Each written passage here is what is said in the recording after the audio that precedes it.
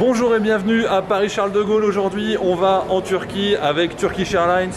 On est donc au terminal 2A et ça commence avec le passage obligé, le petit code barre qui va bien. Est-ce qu'il va marcher? Allez, je suis vert. À peine 5 minutes pour passer la sécurité, la douane, le PIF, le PAF. Un record, vraiment très efficace. Le pass Covid, on le présente devant les douaniers et en fait ça passe tout seul. En fait, il n'y a pas besoin de le donner ni quoi que ce soit. Du coup, il y a vraiment une vérification des gens, un par un. Pas d'arnaque possible, les amis. On est à 35% d'activité sur Roissy par rapport aux passagers classiques. Tout est fermé. Alors, il y a quand même Hermès. On arrive au terminal 2A. Je sais pas si je vais trouver à manger, un petit sandwich quelque part, mais je viens de la porte 51, le duty free ouvert se trouve en porte 37.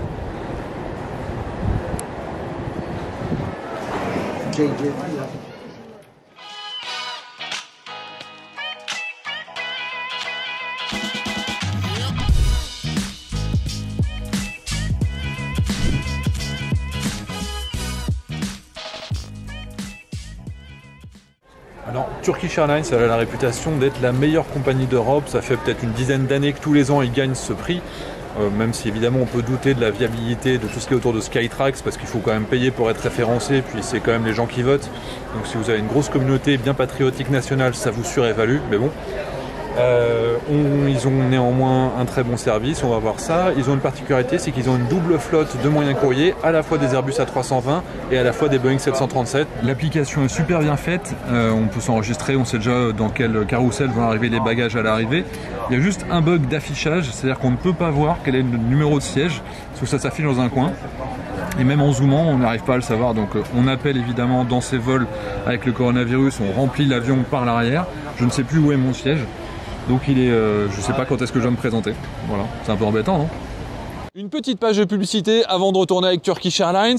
Vous savez que NordVPN, c'est le sponsor de cette vidéo. C'est eux qui permettent d'avoir un super monteur qui fait cette vidéo en ce moment. Et NordVPN vous permet d'avoir plein d'avantages, notamment d'accéder à des sites qui sont fermés depuis votre pays. Par exemple, aujourd'hui, je suis pas en France et je peux pas accéder à mon émission préférée, Les Reines du Shopping, sur M6, parce que c'est bloqué dans le pays où je me trouve. Donc, je vais sur NordVPN.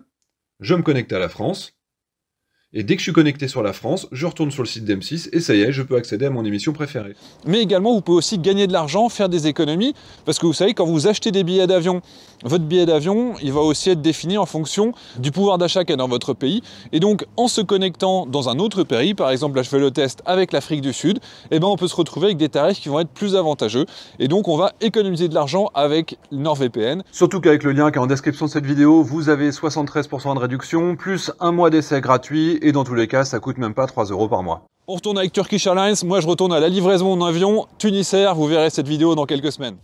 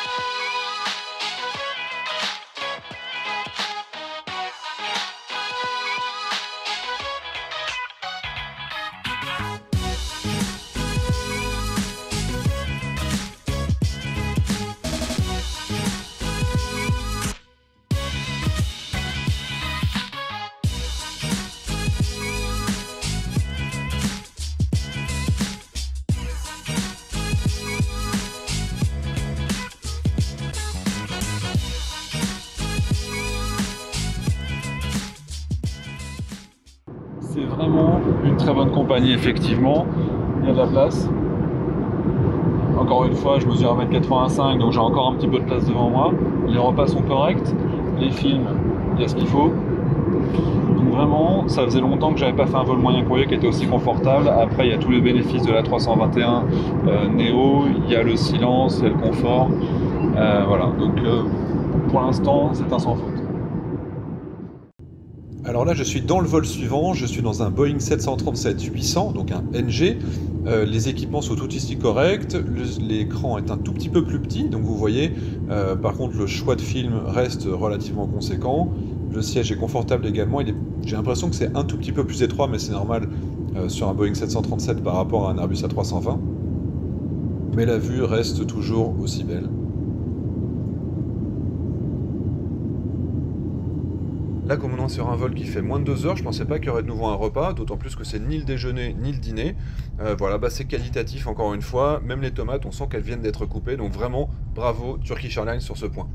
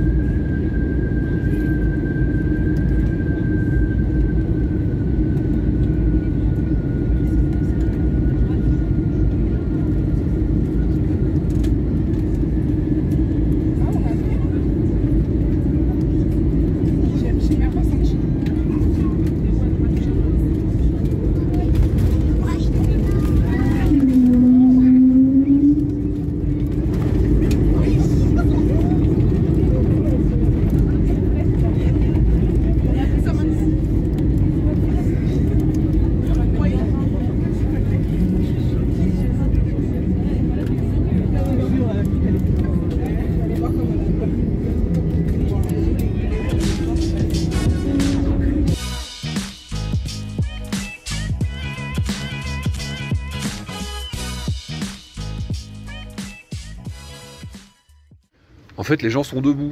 C'est-à-dire que le roulage n'est même pas fini. Les gens sont déjà debout, il n'y a pas une hôtesse, il n'y a personne qui leur dit de s'asseoir. Là, on n'est pas au parking. J'attends qu'il y en ait un qui tombe pour rigoler. Je filme. On est finalement arrivé au parking, personne n'est tombé, j'ai perdu mon pari, mais bon, on peut dire que ça manque un petit peu de discipline tout ça. Super vol, super confortable, super A321, Neo, silencieux, tout ce qu'il faut. La Wi-Fi, malheureusement, n'était pas accessible, sauf pour la business ou alors en payant. Thank you very much, merci, bye bye. Hop. Bref, un bon vol, le repas était quand même super correct. Rien à dire après ça. Maintenant on embarque.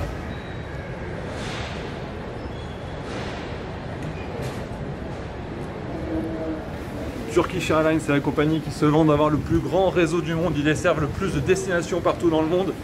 Ils essayent de prendre la position dominante dans la région face à Qatar, Emirates et tous les autres. Donc c'est vrai que là, ils ont quand même le plus grand réseau du monde en termes de nombre de destinations.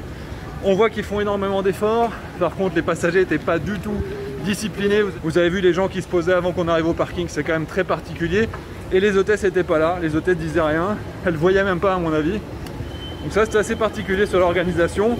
Mais en tout cas, une très bonne compagnie aérienne. En moyen courrier, je pense que c'est un des meilleurs vols que j'ai fait. Et effectivement, le repas était bon. Le choix de film était sympa. Et déjà, le fait d'avoir des écrans, ça change quand même la vie. Les sièges étaient confortables, donc vraiment un sans faute de ce côté-là, si ce n'est les passagers. J'espère que ça vous a plu, n'hésitez pas, si vous avez des questions, je vous dis à très bientôt pour de nouveaux vols, et moi j'enchaîne sur mon escale dans un avion un petit peu plus petit. À bientôt.